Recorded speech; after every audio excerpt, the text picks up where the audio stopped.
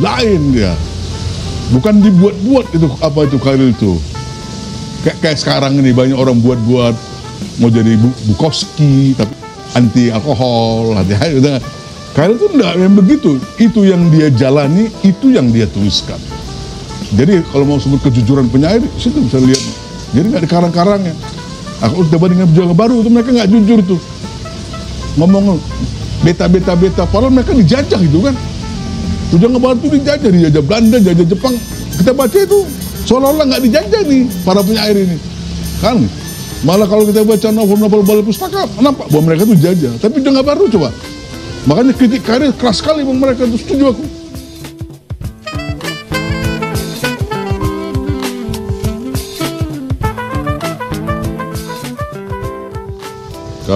Kalau kita ngomong soal sastra kan, pasti kita harus ngomong soal bahasa, apalagi dalam konteks puisi. Nah, tentang Khairil yang pertama kali membuat Khairil itu fenomenal, terutama di zamannya itu kan tahun 40-an awal, 42, 43 itu, bahasa yang dia pakai. Jadi ada anekdot diceritakan oleh A.B. Yasin. Suatu hari kantor mereka itu majalah sastra namanya. Kedatangan ini anak muda yang katanya kumuh, rambut kusut, mata merah gitu. Membawa naskah puisi. Nah, dia bertemu dengan redaktur majalah yaitu STA, Tuan Takdir Ali Sabana. Nah, menyerahkan puisinya, itu pergi aja kan gitu. STA dibaca sebentar, campaan ke lubang sampah. Tulisnya, puisi apaan kayak gini? Gitu kan. Bahasanya gini-gini apa ya, STA-nya apalah, nggak senang gitu. Kok ada orang anak muda berani datang bawa naskah kayak gitu ke dia. Gitu. Tapi setelah itu A.B. Yasin mengambil naskah itu ya, dan membacanya dan dia suka sekali. Akhirnya diselamatkannya naskah itu. Kemudian beberapa waktu kemudian waktu dia menangani majalah sendiri, dia terbitkan puisi-puisi Khairil Anwar itu yang memang sangat beda dari mainstream puisi-puisi waktu itu kan, yang didominasi oleh kaum Pujangga Baru. Ciri khasnya itu bahasa. Misalnya Khairil Anwar itu memakai kata aku. Sementara di zaman itu para penyair kan pakai kata beta, kan gitu. Nah, Khairil pakai aku. Kata aku ini ciri khas bahasa Medan ini, Melayu Medan nih, aku. Dan dia pakai itu dalam puisinya. Walaupun Sultan Takdir itu orang Sumatera Utara, karena dia kelahiran Natal ya, Tapanuli Selatan, walaupun dia orang Minangkabau. Dia paham itu, dia paham bahasa Melayu Medan itu. Makanya dia tersinggung begitu, kok bahasa yang kayak gini dijadikan bahasa puisi. Puisi kan dianggap genre yang paling adiluhung gitu kan. Sementara mereka kan memakai bahasa Melayu tinggi itu kan, yang menjadi bahasa standarnya Balai Pustaka, di mana orang-orang ini pada dasarnya dibaptis jadi sastrawan kan gitu oleh Balai Pustaka. Ya memang mensensor bahasa sangat ketat. Nah, kata aku. Kemudian ada lagi kata ini, kata mampus, mampus kau gitu. Di satu puisi cintanya yang aku paling suka itu. Apa namanya itu? Senja Putih apa itu? Sehari kita bersama tak hampir menghampiri gitu. Mampus kau di koyak-koyak sepi, hatiku yang tak mau memberi, mampus kau. Itu kan keren itu. Enggak. Ya STA bahasa itu kan shock lah dia. Enggak. Untung nggak stroke dia. Nah ini bahasa ini. Dan itu menarik karena sebelum Hairil ada juga yang datang dari sekitaran kota Medan kan, yaitu Amir Hamzah. Tapi Amir Hamzah karena dia bangsawan Melayu, nah kemudian dia juga sangat terlibat di di kehidupan terutama majalah Pujangga Baru. Jadi mau tidak mau ideologi artistiknya itu ya seperti STA gitu. Wah. Jadi memang Chairil Anwar itu membawa bahasa Melayu Medan ke dalam sastra Indonesia dan merevolusinya. Jadi masalah isi juga, masalah isi itu karena kalau kita lihat puisi-puisi sebelumnya, itu puisi-puisi Pujangga Baru itu kan, mereka itu kalau nggak bicara soal ya Moa Indi ini kan, mereka bicara soal masalah spiritualisme Amir Hamzah khususnya kan, dengan bahasa yang abstrak, simbolismenya yang sangat kental. Datang Chairil Anwar tadi itu kan yang kumuh, mata merah, rambut ya kayak siapa itulah, siapa nama itu di Jogja itu 100 orang gitu. Datang dia bukan cuma bawa bentuknya yang beda, bahasa Melayu Medan, tapi isinya juga. Isinya itu bicara tentang kehidupan urban di Jakarta. Wah, ini sesuatu yang dekaden ini bagi STA ini kan. Waduh, ini kawannya emang udah gila nih, nggak ngerti sastra nih si Chairil nih ya, gitu. Udah dia pakai bahasa yang begitu, isinya juga ngomongin soal yang sangat bagi dia vulgar itu kan. Baca aja buku sekali kan, semua tahap apa ya, nggak ada kan yang berhubungan dengan tema-tema besar Pujangga Baru. Jadi dua hal ini yang dibawa Chairil ke dalam puisi Indonesia waktu itu ya, dan merevolusinya. Kita sebut merevolusinya karena ternyata diterima gitu. Dia diterima minimum oleh yang seumuran dengan Chairil. Nah, memang kalau di atas dia, terutama STA itu kan lebih tua dari dia. Itu ya dianggap pokoknya bukan puisi, bukan sastra, bukan seni. Tapi yang seangkatan Chairil dan yang kemudian menganggap ya memang inilah bahasa, ini bahasa kami, ini kayak gini ekspresi kami. Nah jadi situ dia, makanya efek Chairil itu bisa begitu luar biasa. Walaupun ada kontribusi HB Yasin ya dalam pertama kali menerbitkan puisi-puisi Chairil Anwar, dan kemudian membelanya di tulisannya kan, kenapa gini-gini, walaupun pembelaan itu sendiri ya kalau bagi aku sih nggak bisa disebut kritik sastra per se. Nah, tapi ya kontribusinya itu besar bagi penerimaan publik atas Chairil Anwar, terutama karena dia satu-satunya waktu itu yang memang berusaha menjelaskan kenapa yang ditulis Chairil Anwar itu memang puisi. Jadi begitu kira-kira.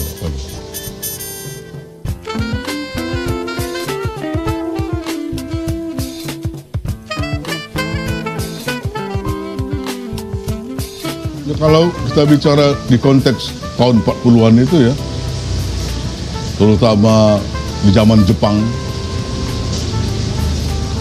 Chairil Anwar itu nggak diterima oleh publiknya kan, publik sastranya. Karena waktu itu sastra Indonesia itu dikuasai oleh Sultan Takdir Ali Sabana dan majalahnya Pujangga Baru dengan estetika mereka yang masih, walaupun mereka klaim mereka itu baru, seperti juga dikatakan Chairil Anwar di pidato pendeknya. Tapi kalau kita lihat kan mereka sebenarnya ekspresi mereka itu, ekspresi artistiknya, bahasa ungkapnya itu masih tradisional kan. Nah, lihat aja puisi STA itu. Puisi STA Armin Pane, Sanusi Pane gitu kan. Bahkan Amir Hamzah kalau dipreteli simbolismenya itu dia masih sangat tradisional. Ya. Dan juga ini jangan lupa bentuk pantun yang mereka pakai kan, bentuk pantun walaupun dia dimain-mainkan, tapi ya masih tetap itu ya bentuk tradisional. Pada Chairil kan dia sudah disebut dengan puisi bebas itu, sajak bebas, puisi bebas, free verse dalam bahasa Inggrisnya. Nah, itu Itu dasar itu. Karena bahkan di luar pun, di sastra berbahasa Inggris, kalau kita ngelihat zamannya, periodenya, ya itu juga yang disebut dengan revolusi puisi bebas itu terjadi pada saat yang bersamaan. Itu dilakukan oleh yang mereka sebut para penyair modernis awal.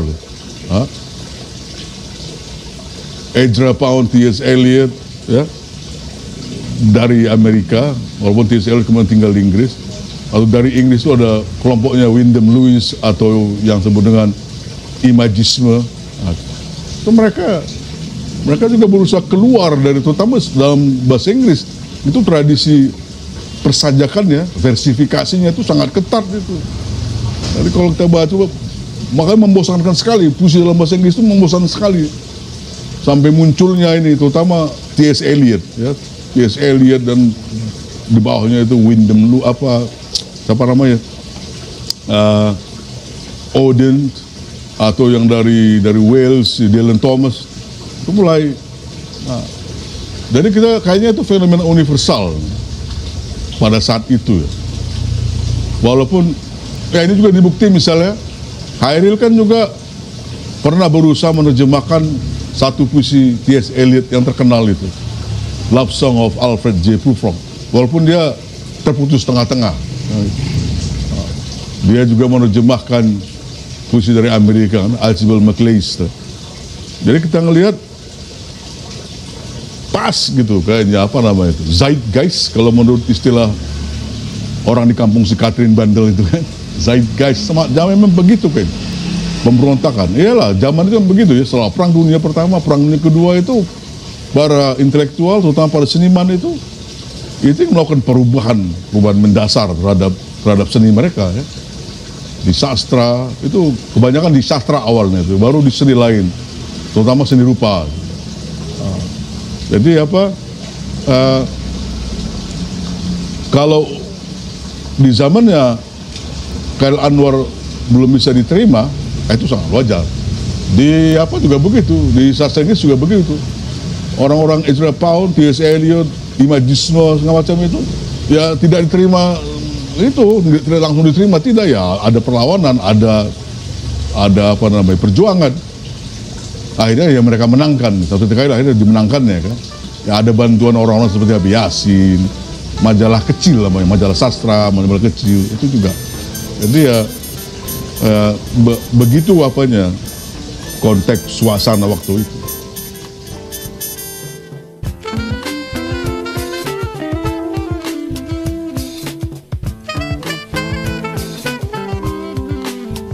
Aku sebenarnya bukan tidak suka, tapi tidak ngerti seni ya di awal.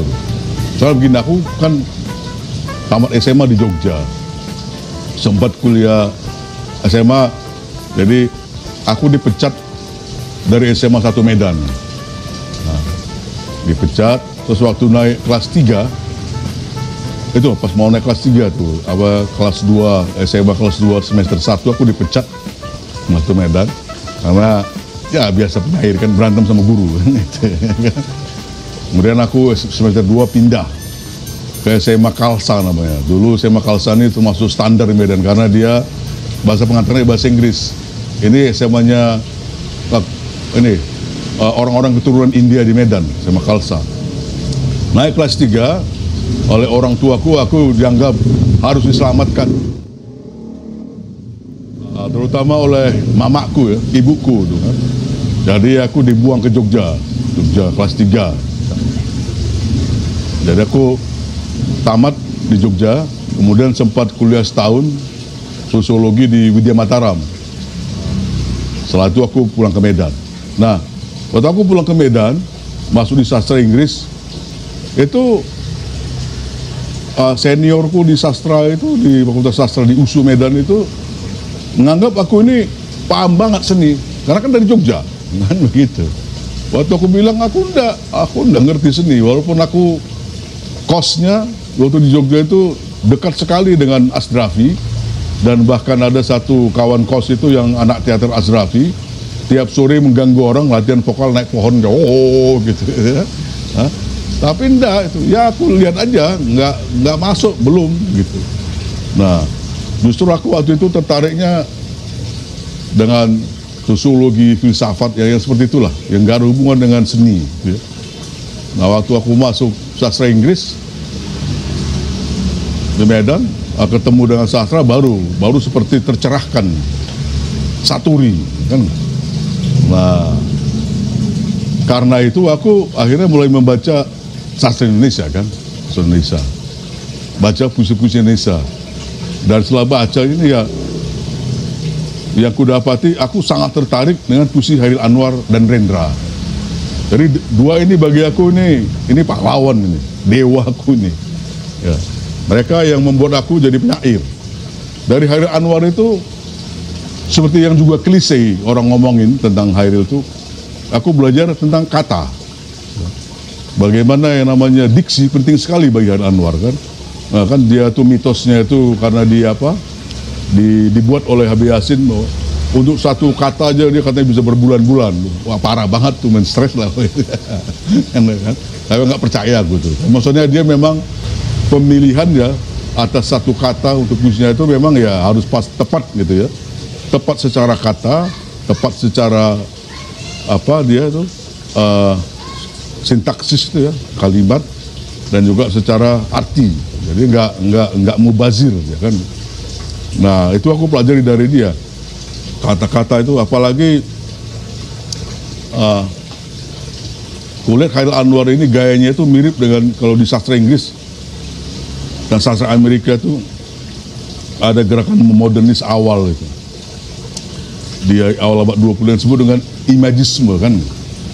Imaji itu sangat penting. Nah, karena imaji sangat penting, maka nggak bisa ini berlebihan kata itu. Kata itu harus tidak berbunga-bunga seperti pada zaman Pujangga Baru. Nah, itu makanya aku suka itu, dapat itu. Jadi kalau kau mau bilang mampus kau, bilang ini mampus kau. Jangan kau bilang semoga Anda nanti disambar halilintar di Jogja yang hujan sore-sore gitu kan. Bilang ini mampus kau kan gitu. Itu. Jadi itu yang pelajari Chairil. Tapi kemudian aku juga menemukan Rendra. Di Rendra itu agak sedikit apa ini ya, OOT kan gitu kan, out of topic. Ada Rendra itu aku mempelajari kalimat, itu, baris. Karena puisi Rendra kan panjang-panjang. Nah, itu gayaku lebih kayak Rendra itu memang. Ya makanya suka kali bicara kan, suka kali gombal kan gitu ya. Nah, jadi dari dua orang ini, dari Chairil itu masalah pemilihan diksi, dari Rendra itu masalah nafas, masalah kalimat, karena kalimat itu nafas. Nah, Chairil tadi di diksinya itu yang, karena kalau kita baca, aku waktu itu di tahun 80-an pertengahan membaca Chairil Anwar, yang walaupun pengalamanku tentang sastra itu tidak jelek, maksudnya tidak awam sekali, karena melalui bacaanku atas Kopinghu, aku juga kenal yang terjemahannya itu puisi-puisi klasik Cina gitu ya. Itu bahasa Chairil Anwar itu sangat kontemporer. Padahal itu ditulis tahun 40-an. Kontemporer, aku bacanya seperti yang nulis ini orang hidup sama aku tahun 80-an. Kan? Dan pakai bahasa Medan kan gitu. Nah, ini yang pertama menarik. Dan kemudian ya jelas yang dia bicarakan itu kan hal-hal yang sangat urban ya. Sangat urban.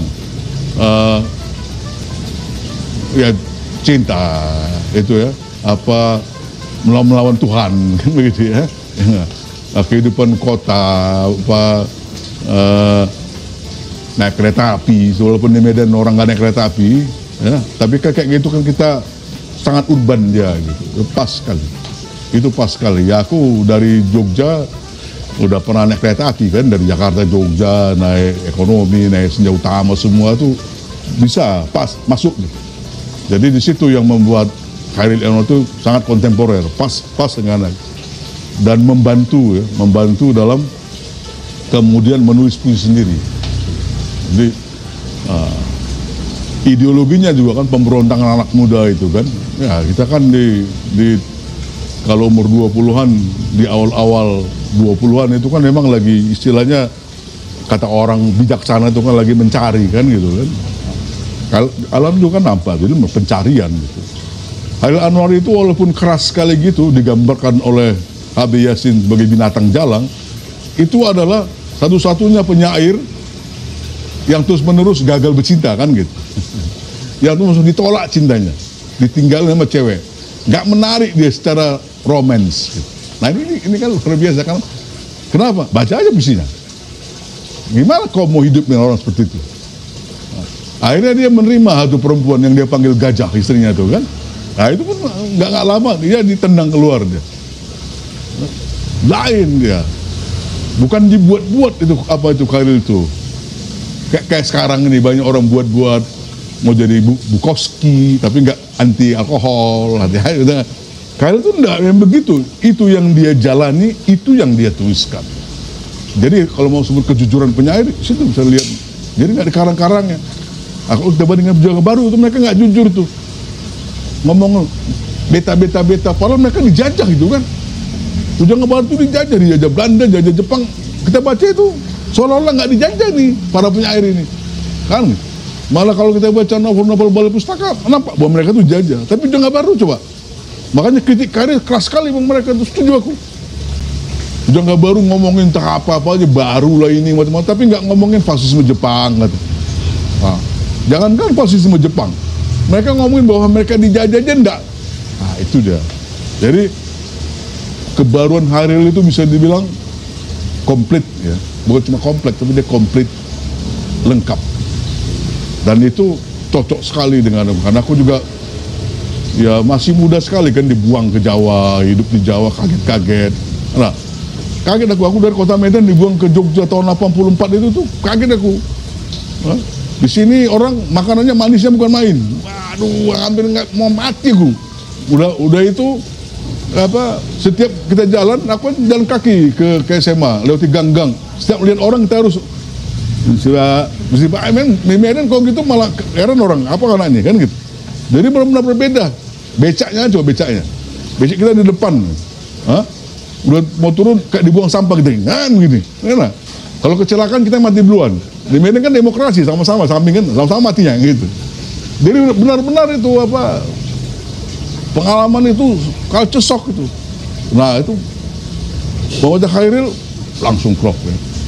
Baca Rendra itu tadi tuh di ceritanya tuh dia, wah, apalagi aku waktu itu melihat Rendra baca puisi di Medan tahun 88. Akhirnya Rendra tuh kan diizinkan setelah dia dicekal oleh Orde Baru. Dari Sydney dia ke Medan baca puisi. Wah itu aku sudah di Jogja, aku udah nonton konser rock misalnya God Bless ya, Rendra baca puisi itu kalah konser rock God Bless.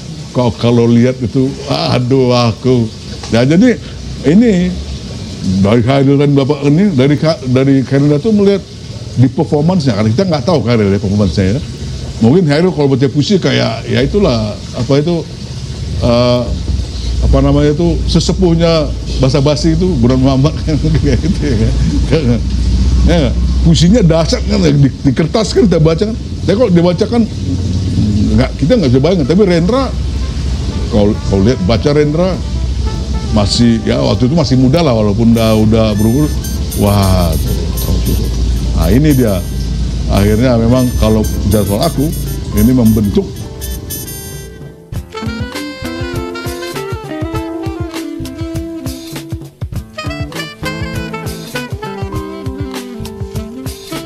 konsep angkatan Habib Yasin itu kan memang problematik ya. Karena waktu Yasin ngomongin soal angkatan, sebenarnya yang dimaksud dia itu kan periode, itu periodisasi sebenarnya. Makanya dia ngomongin angka-angka kan, 5, Jepang, 66 kan begitu. Nah, kalau istilah angkatan kan lebih kepada semacam isme dia. Nah, kalau kita ngomongin isme berarti ada persamaan ideologi artistik, persamaan gaya menulis, persamaan isi. Nah, kalau kita ngelihat di bukunya itu kan, antologi dia itu kan berbeda lah. Hairil dengan yang lain-lain tuh ya kasihan Hairil itu hanya ditumplakkan begitu aja, ditempelin untuk enggak lah, itu bermasalah. Sama seperti bermasalahnya waktu dia klaim lahirnya angkatan 66 itu. Nah, mayoritas terutama penyairnya yang dia klaim angkatan 66 itu sebenarnya waktu itu yang nggak dikenal sebagai penyair kan. Dan gaya mereka kayak Taufik Ismail itu kan lekra banget. Sementara penyair lekra nggak dimasukkannya di situ. Nah ini problem. Jadi inilah problem HB Yassin, sehingga aku nggak menganggap dia sebagai kritikus sastra. Dia cuma komentator sastra. Dan dia lebih berfungsi sebagai dokumentator sastra. Itu jasa besarnya. Makanya negara juga menghormatinya kan, menyediakan pusat dokumentasi namanya kan, bukan pusat kritik HB Yassin kan, dokumentasi itu harus kita hormati. Nah, ya jelas saja orang-orang kayak Remy Novaris nggak paham. Remy Novaris selalu banyak selalu banyak gosip dia di warung Alex Intim, paham nggak? Nah sini, jadi lebih bagus sebenarnya kalau mau pakai istilah angkatan tuh ya artinya itu adalah periodisasi ya, periodisasi sastra. Nah makanya aku nggak, ya apalagi dia pakai istilah pelopor begitu kan, itu udah pokoknya istilah angkatan si HB Yassin ini problematik dan nggak bisa diterima. Tapi sayangnya itu di Indonesia, di sastra Indonesia terutama itu kan bakat alam itu berkuasa, bakat alam itu mendominasi. Makanya kerjanya ngikut aja dia, nggak kritis. Nah, dan satu contohnya itu ya itu si Korilayun Rampan kan, ikut aja dia. Bikin angkatan 2000 entah apa. Sifat anti intelektualisme ini yang sangat dominan di sastra kita ya. Walaupun udah dari awal, termasuk Pujangga Baru sendiri sebenarnya cukup intelektual mereka untuk melakukan bahwa ini kami mengkritik tradisi kayak gitu kan. Nah ada kekritisan di situ kan. Di Khairil Anwar itu puncaknya, di kalangan kaum lekra itu lebih kritis lagi itu. Tapi di zaman kemudian kok malah ngekor dia gitu. Nah, itulah. Jadi memang kalau tentang sosok HB Yassin kita harus tempatkan dia itu di posisi yang sebenarnya, yaitu dokumentator. Jadi makanya kalau klaim-klaim dia yang sampai saat ini masih dominan terutama di dunia akademik ya, akademik sastra Indonesia, itu nggak usah lagi didaur ulang ya, terutama masalah angkatan itu ya, itu harus ditinggalkan. Dan ini tugas penting bagi HISKI ya, untuk membuat satu karya baru. Misalnya kalau mau ngomong soal angkatan, bikinlah angkatan, tapi dalam pengertian tadi itu bahwa ini isme, mereka ini adalah misalnya hidup di zaman yang sama dan mempunyai pandangan yang sama tentang seni, tentang sastra, dan itu terrefleksi di karya-karya mereka, di bahasa karya mereka, di gaya penulisan mereka. Kalau ini sudah terjadi,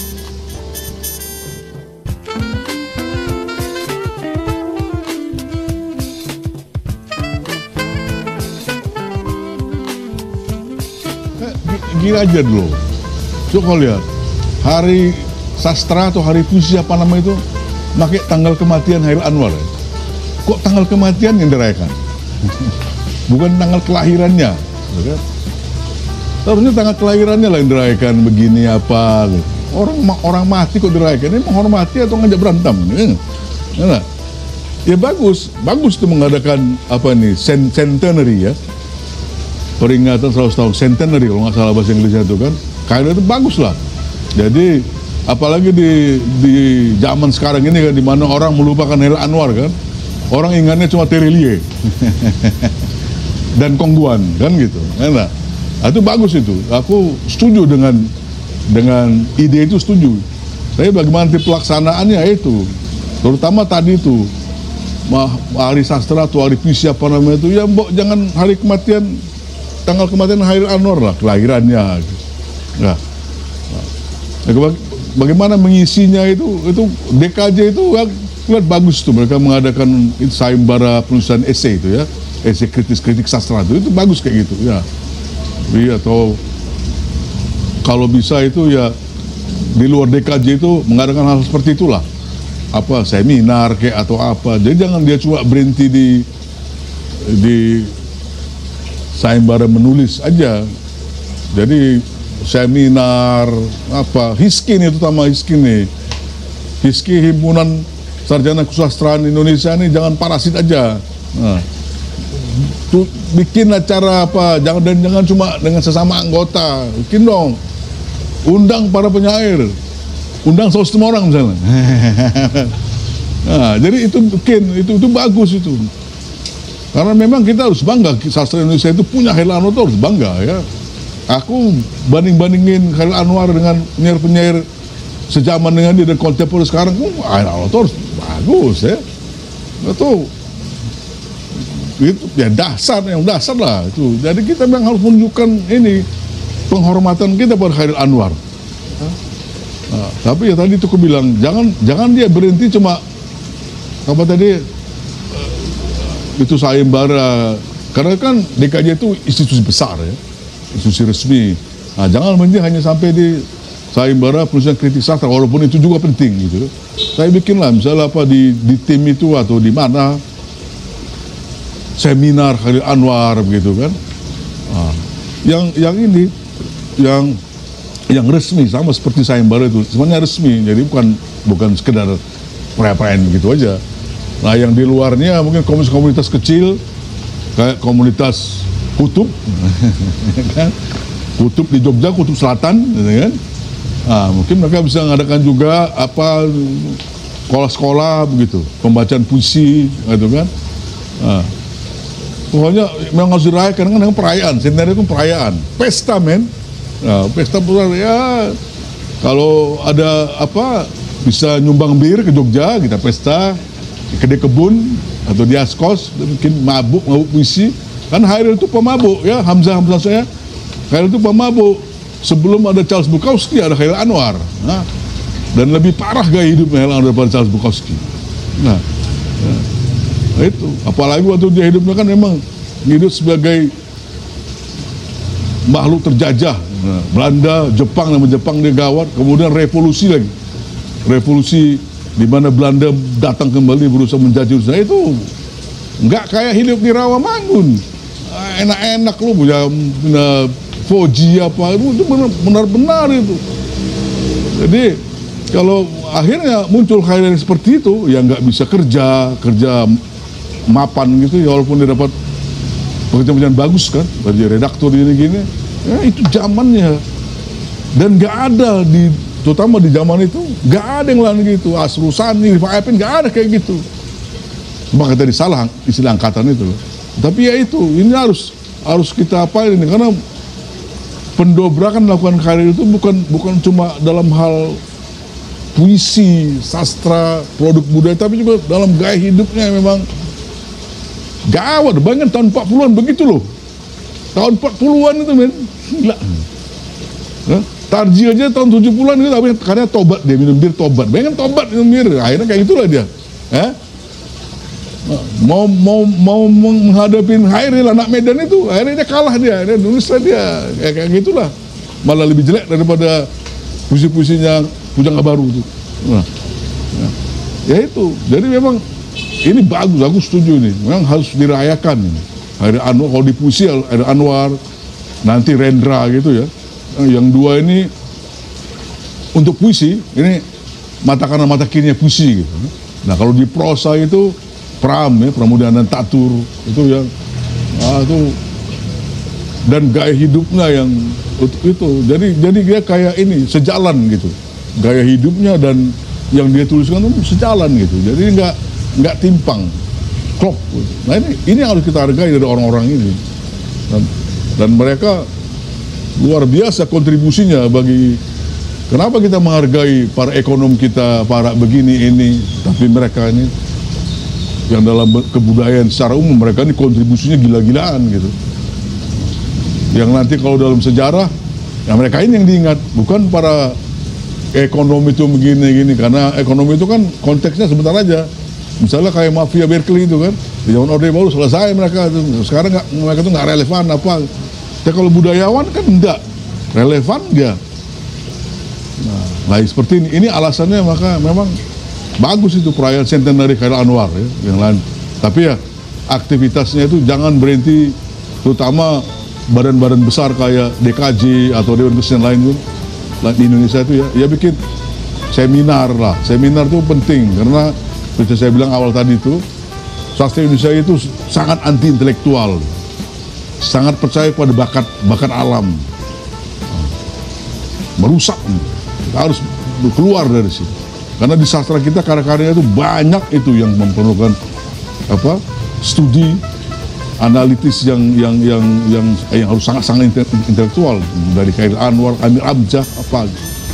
Nah ini jangan berhenti cuma baca puisi, musikalisasi puisi itu juga oke, tapi jangan itu aja. Nah